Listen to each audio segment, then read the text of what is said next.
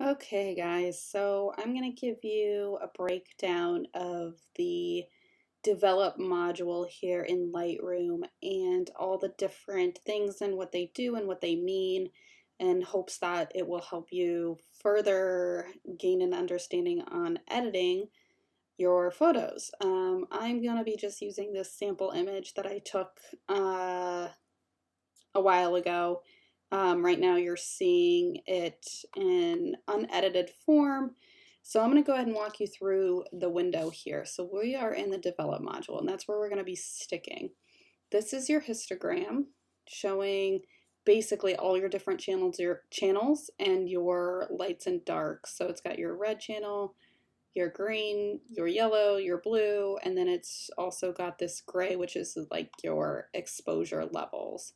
I don't usually worry too much about this, so I'm going to go ahead and skip through that. Here are some of your editing tools. We've got crop here. We've got spot removal, so you could theoretically remove something. Sometimes it works great, sometimes not. Sometimes you have to worry about the feathering, so that looks pretty good. If I were to want to remove that. So that's what that tool does. This is red eye remover. This is your gradient. This is your linear gradient, sorry. This is your radial gradient. And this is your brush tool. So if you wanted to do like very specific edits, like brushing something on, maybe you have a dark area in your photo that you really want to brighten up just by brushing it on. And I'll go through some of these in a little bit more detail, but just to give you a lowdown. So outside of that, we have our treatment sort of basic edits. We've got white balance, tone, and presence. So white balance really just has to, deal with how warm or how cool your image is. And I know a lot of you struggle with white balance, so we'll get into that a little bit more in detail. It also controls the tint, whether it's green or magenta. So I'm going to reset all those. Quick keyboard shortcut is Command Z on a Mac, just to go back. So the next we're going to go to tone, and this is your basically the meat of your edit. So you've got exposure, you've got contrast. So see up the histogram, it's sort of just pulling out, it's creating a larger variation between your blacks and your whites. So that's what that does. Highlights, shadows, whites, and blacks. So you can edit all of that stuff individually using that. Okay, and then presence. I don't usually worry about this too much. Texture, to be honest, I haven't really even played around with that. It's a newer feature. So if you zoom in, you can maybe see what it does. It looks like it just sort of, adds texture. Clarity really sort of, it almost gives like a very high contrast and like HDR look to your image. I don't usually mess around with that too much. And then dehaze is a great tool if you have a very hazy image, but it has to be used sparingly because it can really start to like bring out some weird artifacts in your image. Vibrance, it's just the vibrancy of your image. So if I were to take that all the way down, it's not completely desaturated, but the vibrancy has gone away, and then you do have saturation. So if you wanted to make it black and white, very simple way to do that, excuse me, would be to bring down your saturation and increase saturation. Then you have your tone curve. I don't know the best way to describe this, but it handles all the different channels in your image. So right now it's on red, green, and blue. So if I were to mess with this, it does create different looks to your image. And what it's basically doing is it's kind of working with this histogram. You see how if you look at this, we have like a low range, and then it gets bigger and bigger and bigger. This is essentially the same thing. So what I would be doing, imagine this be your blacks, your image. See right here, it says blacks. This says, actually it doesn't say whites, but your highlights right here, and then your white, there it goes, whites, and then your sort of midtones are here. So if I wanted to create, like darken my blacks, I would bring this down. If I wanted to brighten my midtones, I would bring that up. And then if I wanted to bring my highlights down, would do that sort of thing. So you can really experiment with your tone curve. And then you can also work on your individual values, right? So your reds.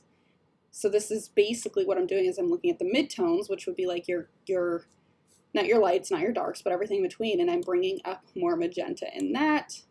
If I were to increase this, it'd be increasing it in the shadows. And then if I would like decrease it, it would pull it away from the highlights. So you can mess around with that. Generally, I don't get too much involved with the tone curve when it comes to flat lays, but sometimes more by portrait work, I'll work on the tone curve. And then you have hue, saturation, and luminance. And these can be very helpful with dealing with certain color casts. So I know some of you have issues with yellows and sometimes blues where your image can look too blue. So you can almost see here that I have a lot of like blues in my highlights. So if, for example, if I wanted to pull out some of the blues, I would just decrease, I would go to saturation and decrease the blues, right? So it's pulling out, but then it's also pulling out all the blues in the entire image. So you want to be very careful about what and how to use this. Same with yellows. So let's say this image had a lot of like yellows that I wanted to pull out. I could pull down the saturation in the yellow. And then let's say I had some yellows, but maybe I wanted them to look a little bit more green. You can adjust the tones here. The hues, excuse me, not tones, but the hues. So you can really sort of pick, you know, what color tones you want color values to be. Then you have split toning, which can get kind of complicated or hard to understand, but what you would be doing here is applying a color to your highlights and your shadows. So let's say you wanted to warm up your highlights, so these would be all the lighter things in your image, and let's say you wanted them to be like more red. You would just increase that. And let's say you wanted to cool down your shadows. You would put it to a cooler color, maybe there, and you would do that. So you can really get some unique color effects when you play with your highlights and your shadows. I generally don't do that for my flat lays, so I'm just gonna breeze through that. And then you have sharpening, which sometimes I use a little bit if maybe the image is a tad soft, but usually if it's a tad soft, I'm just gonna throw it out.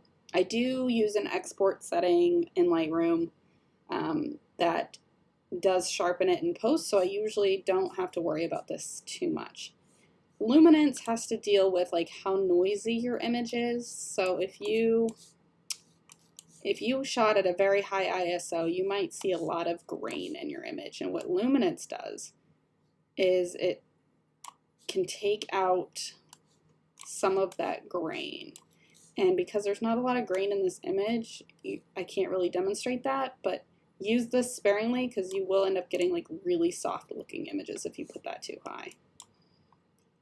Lens correction, this is something I always do. I always click that and I always click that. So this, what happens with a lot of your lenses is you're going to get distortion. So this is going to correct that. And then remove chromatic aberration is if you're working with a certain lens, you might see some weird fringing on the edges of your images. You probably won't see this in a lot of your flat lays, but if you're working outside with portrait work, it's very common. I usually don't touch anything else for that. And then upright, this is like if you needed to like, if you didn't shoot like completely vertical or if you needed to like tilt your image a little bit. It's really great if you're working in like interiors and you need to correct your verticals. So that is helpful. Vignetting, post-crop vignetting. So for a while there was like a trend to like darken the edges of your images, and so you know, you could apply like a vignette at the end of your image. You can also apply like a bright vignette. I don't do that with any of my images unless I need to like further correct the edges, but I generally don't. And then I really don't deal with this at all.